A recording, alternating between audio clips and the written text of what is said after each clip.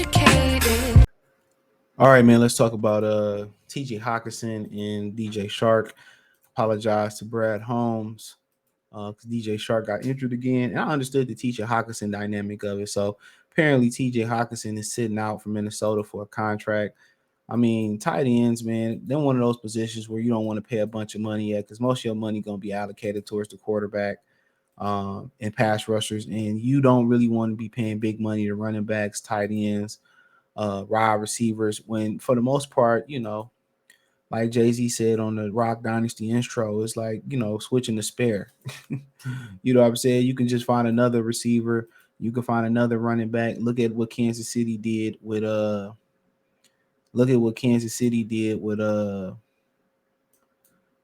Hill, and they still found a way. So you don't want to be overpaying. Um, in my opinion, you don't be wanting to overpay these guys, these positions that you don't know. But they knew when they picked up T.J. Hockenson, this was a possibility, and they was gonna have to pay him. So them they acting all brand new is pretty much beyond me. They knew that they were gonna have to pay him.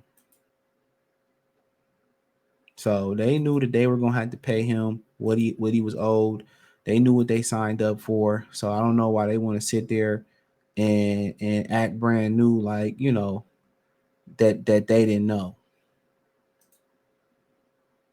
That they didn't know. They knew. They knew. They knew exactly what they signed up for.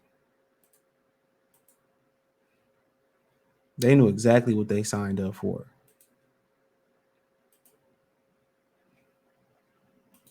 They knew exactly what they signed up for. So, um, but people say, "Oh, he got rid of T.J. Hockenson." They wasn't using him anyway. Out the Seattle game was one of the very few moments.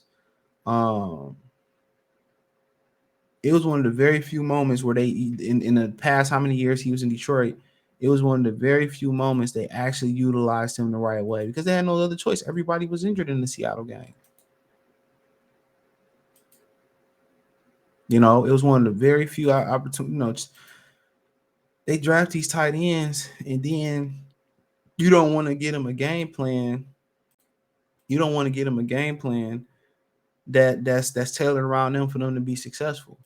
I never understood it. But according to Diana Rossini, the contract talks between Minnesota Vikings and TJ Hockenson fell apart. Not only that, but Rossini says Hockenson wants to reset the market with historic extension for tight ends.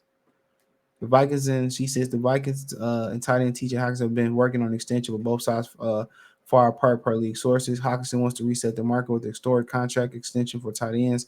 He has been limited at practice because of an ear infection. Yeah, right. He said, yeah, in fact, in backstory, and she also continues to say with the continued tweet. So Darren Waller's annual salary is $17 million, is the highest among NFL tight ends, followed by Kittle 15, followed by Travis Kelce 14.3, Dallas Goedert 14.2, Mark Andrews 14. So Hockenson has gone through individual drills at Vikings training camp, but he hasn't participated in 7-on-7s, 11-on-11 sessions, nor joined practices with the tight ends of the Cardinals since August 3rd. So the coach said he was recovering from an ear infection. He did recently come to me, and the training staff just came in with some lower back stiffness. He was some stiffness where he was off to the side today. O'Connell said possibly have him tomorrow or be ready to roll. We start our general prep next week. So what's going on here, dude? This dude want money, and he's sitting out till he get his money. And can't nobody be mad at that. Can't nobody be mad at that. So, but yeah, he ain't no $20 million tight end. Now the way they utilized him in Minnesota last year, they found ways to get him to football. They found very creative ways to get him to football. But Brad Helms already knew this, probably had some preliminary talks with his agent, said it wasn't worth it. We all knew it wasn't worth it. They draft these tight ends, they don't utilize them the right way.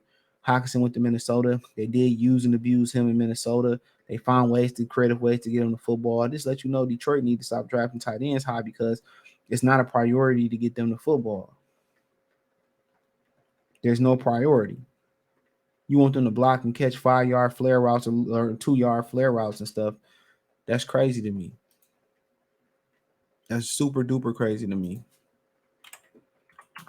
You know. So I mean, take it for how you want to take it. Um, but obviously Brad Holmes did dig in about what it take to keep him in Detroit. It was not worth it to pay a guy in which that amount of money. It just didn't make any sense. So yeah, it was a good move by them, especially if you don't use and abuse the tight end. But let's talk about wide receiver DJ Chark. Now I apologize to Brad Holmes. Don't have no problem saying that your boy was wrong.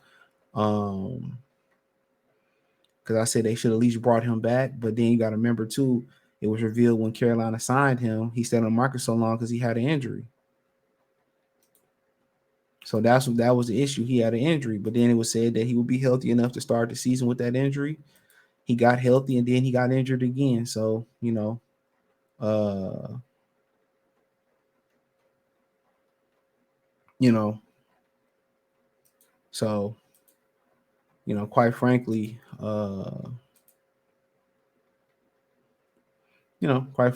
it is what it is. He made the right decision not bringing him back, but still made the wrong decision not going to find another receiver to go with this receiving core with or without Jameson Williams, even though he knew well in advance they probably was going to be without Jameson Williams.